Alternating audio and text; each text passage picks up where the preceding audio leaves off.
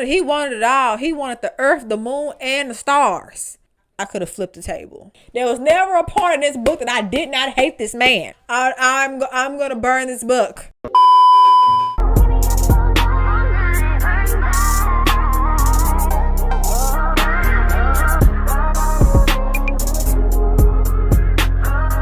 What's up, y'all? It's your girl Kiara, and I am back with another video, but it's not a movie review. This is gonna be something that I think I'm gonna like, actually. I think, you know what I'm saying. But this is gonna be a movie review. Oh my goodness, this is gonna be a book review. I have in the past month or so really done start getting into books. My vocabulary is gonna be in like another 3 to 6 months, because these words I be having to stop mid-read and Google these words. Nevertheless, this is something I'm gonna try out. If y'all like it, let me know. If y'all don't, let me know. So this is gonna be my first book review, and as I always do, this is gonna be a spoiler, because I can, but it's extremely difficult for me to do a review and not spoil anything, if that makes sense. So the book that I will be reviewing today is, if y'all can see it, Lisa Jewell, Don't Let Him In. The cover alone just got me hooked. Not even gonna hold you. But I have gotten to the point where I don't even read the synopsis, the description, the nothing. So this really got me by surprise. I'm finna get into it, because y'all. But before I get into it, make sure y'all like, comment, subscribe, share, all that, because I know y'all want to support your girl. And without further ado, let's get into this book review. All right, so this book is, to my knowledge, I rarely pay attention to the author. I don't know why. This is, to my knowledge, the first Lisa Jewell's book I have came across. And her book was on my parish's library's book of the, no, I Googled it, book of the month or book of the year or something like that. And it just caught my eye. From the first chapter, whoever this was right. Whoever this was. And you could tell the person changes with the font of the book. The font alone irritated my soul. I'm a New Times Roman girly, maybe a Georgia. But I don't know what font this, the chapter, finna be some bull, is this font. I'm gonna show you the font so y'all don't think I'm tripping. If I can get this is the font that I had to read, and it just automatically irritated my whole soul irritated. So I'm gonna go ahead and give a short little summary before I get into it. This mystery man, he goes by like 5 names. In this particular case, he goes by 2. We have Nick Radcliffe, aka Alistair. They never really give Alistair's last name until the end of the book, but it's Alistair something.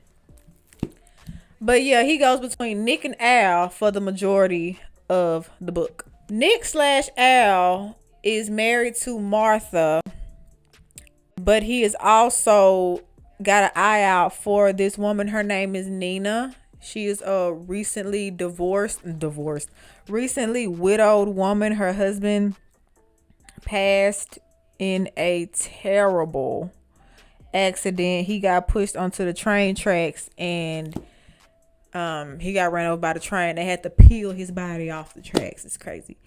So Nick has got his eye on this new woman, Nina. Swan is her last name.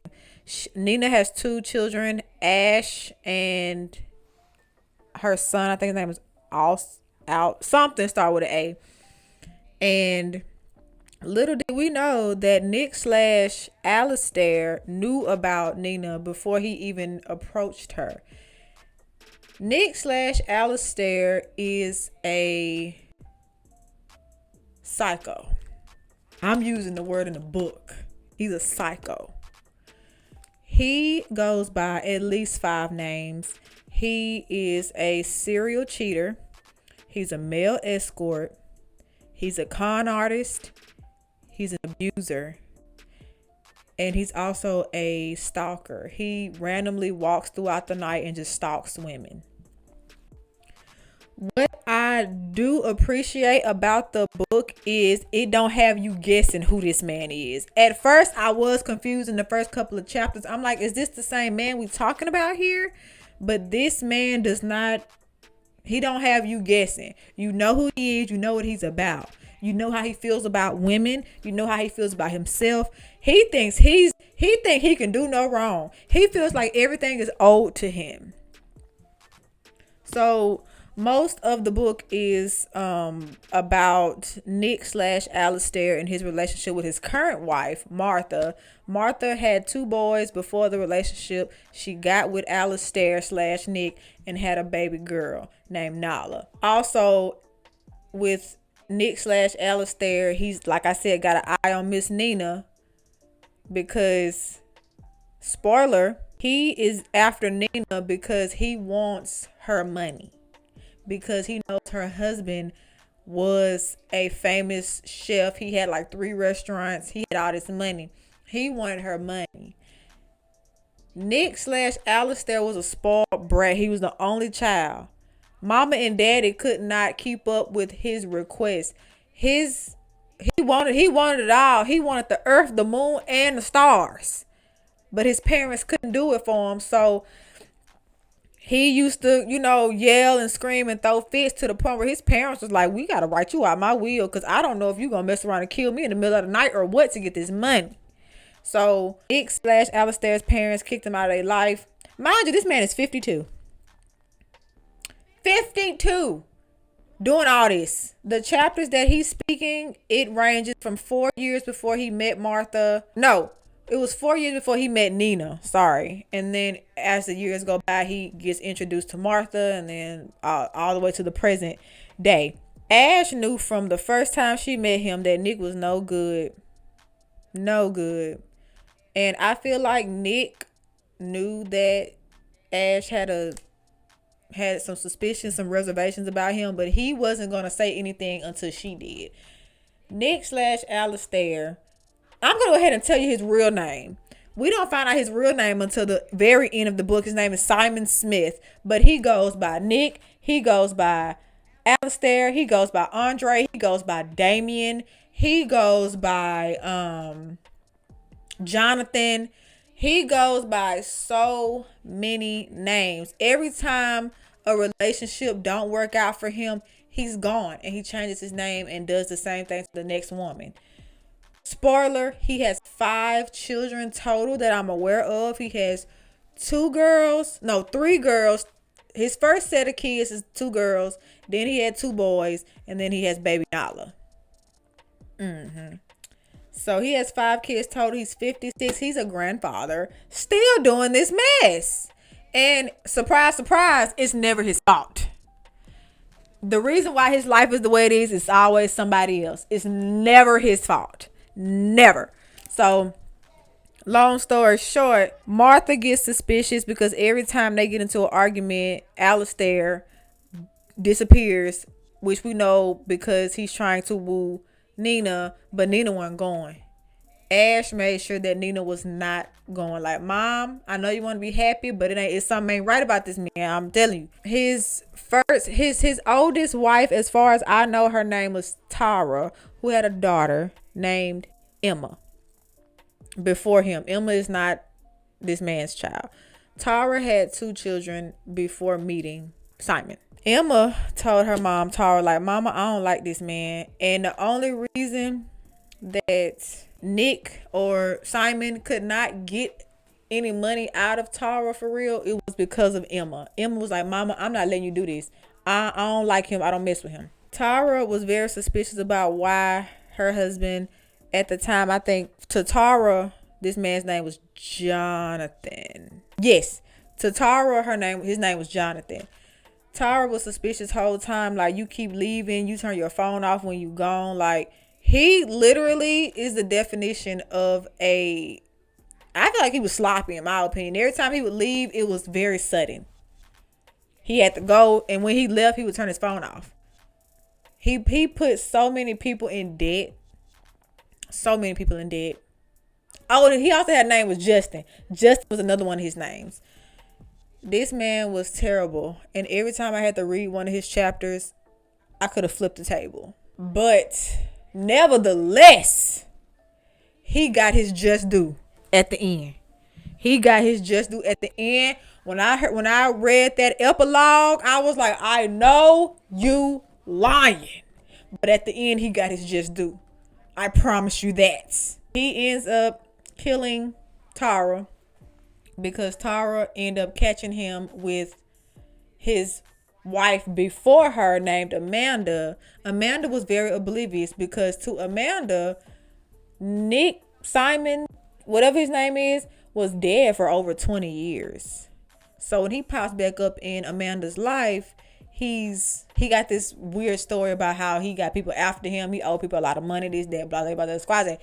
Every time he would leave and come back, he had a more crazy story. Tara tracked this man. At this point, I just want to call him Bob. Because at this point, he might have been a Bob in one of his lives. You know what I'm saying? But I'm going to call him Simon because that's his actual real government name before he started changing it all. Simon is caught up because Tara ends up finding him at Amanda's house. Simon doesn't know how to act. He's caught up. He doesn't know what to do. So he ends up strangling Tara to death. He gets Amanda to help him cut Tara's body up and bury her body parts all throughout northern England. That is based in the UK. So whatever parts of the UK buried her at. Amanda ends up having to go into hiding because of what she's done. And Simon, I guess realizing what Amanda was willing to do for him, actually tells her his real name and actually marries her, gives her his real legal last name because now she's an acquaintance. She's caught up in this.